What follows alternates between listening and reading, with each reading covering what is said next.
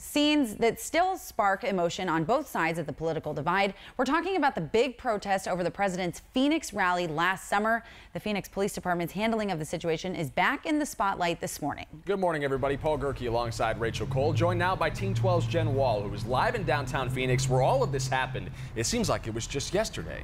Jen, why is the ACLU getting involved now? Yeah, it does.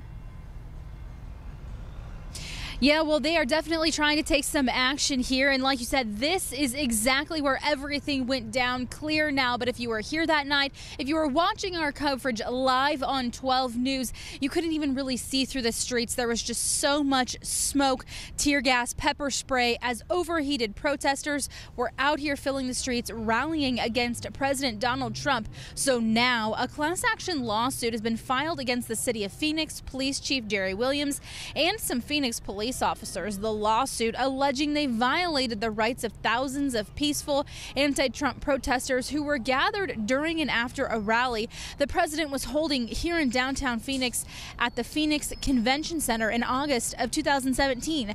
In a news release on the ACLU website, it says that Phoenix PD ended the peaceful protest when they began attacking protesters with heavy weaponry, and many Arizonans went home from the protest with physical and emotional trauma because of police actions. Now, Phoenix PD released an internal report earlier this year that detailed officers' actions from that night. The final conclusion from that report was that no misconduct was found. Chief Williams admitted lessons were learned, and she talked to 12 News months ago about that very same report.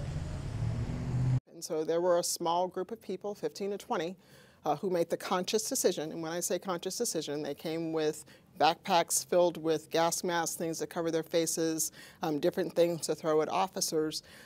They planned to create havoc and then to create some criminal nuances. So now the ACLU is saying the plaintiffs want the courts to stop Phoenix PD from using that type of force that they say is excessive. There are also protesters who are out here who are now going for financial damages because they believe their First Amendment rights were violated. Now, we have reached out to Phoenix PD for comment on the lawsuit, and as soon as we hear back from them, we will send that on to you. For now, we're live in Phoenix. Jen Wall, 12 Today. Thank you, Jen. Looking forward to their response. It'll also be curious to see how things are handled if and when President Trump returns to Phoenix. Arizona figures to be a battleground state in the upcoming midterms. Yeah, we could see a repeat of all that activity. Thanks a lot, Jen. We do